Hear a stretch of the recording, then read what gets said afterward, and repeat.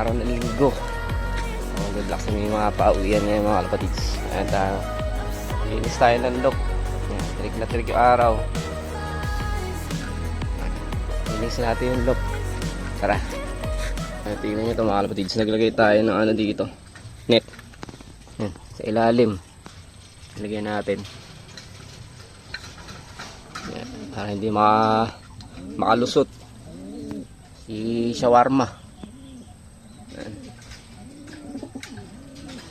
Nadadali ngayon mga alaga natin. Nakadalawa na. Lalagyan din natin doon sa harap ng ito, ng parang fish net. Dito sa gilid sa harap maglalagay din tayo ng net. Kalapati natin pang south natin. Nag-drop feathers na sila dito. Naglaglag na sila. Paano na to? 1, 2, 3, 4, pang-apat. Ano nila? Kabitan ulit natin ng tracker. Ayan, nakabit yung tracker nya. Para undayin natin mga kalapatids. Tingnan natin kung saan dadayo. At halos na pong araw nakapahinga sila. Pinapaganda natin yung katawan. Okay. Ibon natin. Ayun nga, tinanghali tayo nung pumunta tayo sa BBC kahapon. Totos ko sana doon yan sa Kabyaw. Low fly lang muna sila ulit. Pawalan natin mga kalapatids. Labas. Nilipad.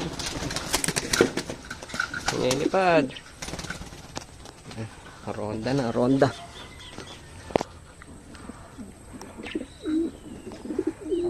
Ayun, lumayo na. Layo. Tingnan silipin natin mga breeder natin. Ito wala pa itlog.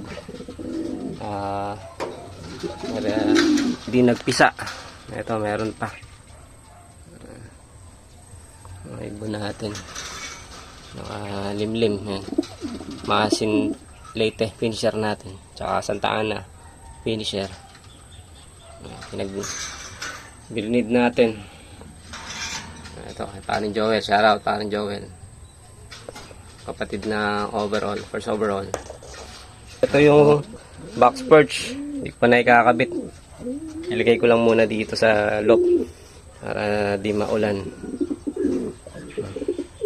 So, bala ko gagawa na lang ulit ako ng bago. Lalakihan ko yung butas. Ganyan kalaki. Yan, lalakihan na lang natin. Gagawa tayong bago. Ito iisipin ko pa. Check ko kung saan ko siya pwede ilagay. Baka dito ko na lang ilagay. Sabit ko dito. Yan. Tapos gagawa ulit ako ng bago. Para dyan naman sa likod. Ito natin pala isang issue natin dito sa loop. May napapansin nyo. Ayan. Yung init sa loop natin. Maabot ng yan, halos kalahati ng 40, 30, 35 degrees. Minsan umaabot pa dito yan, mapagkatanghali na 38 to 40 degrees dito sa loob ng loop. Tapos humidity natin yan, mababa. Ay, mga ibon natin nagsibaba na. Kaya na yung mga yan. Pahinga muna sila dyan. Pipitik sila mamaya. Balik tayo dito. Ito, mababa yung humidity natin. So, masyadong dry yung hangin dito sa loob ng loop pag nandito tayo sa mababang part. Pag dito sa mas mataas sa 70, mataas naman yung moisture. Kumbaga, prone sa naman, ammonia.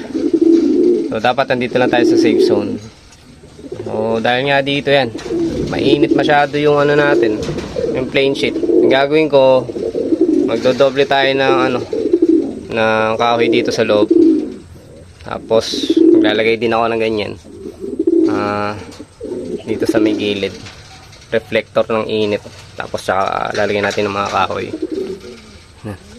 Mabalutin natin ng kahoy dito. Tapos magbubukas ako ng at least 1 foot dito. Ayan, sa likod.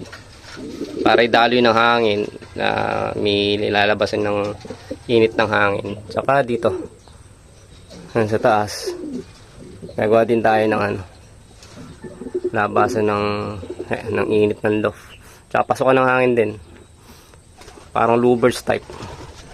Ayun yung napansin ko sa loft natin. Sa observation natin. Pakainin natin.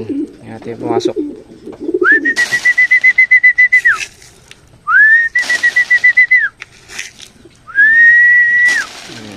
Dadagdag tayo ng sap.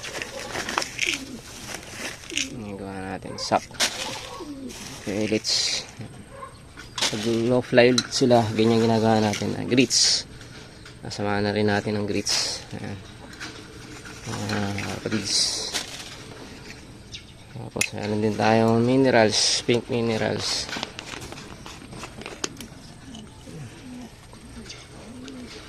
Ayan.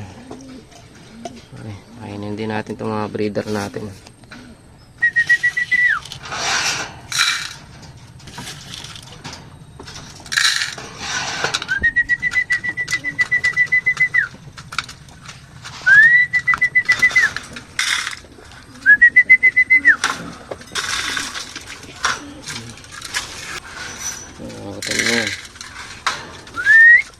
Pellets.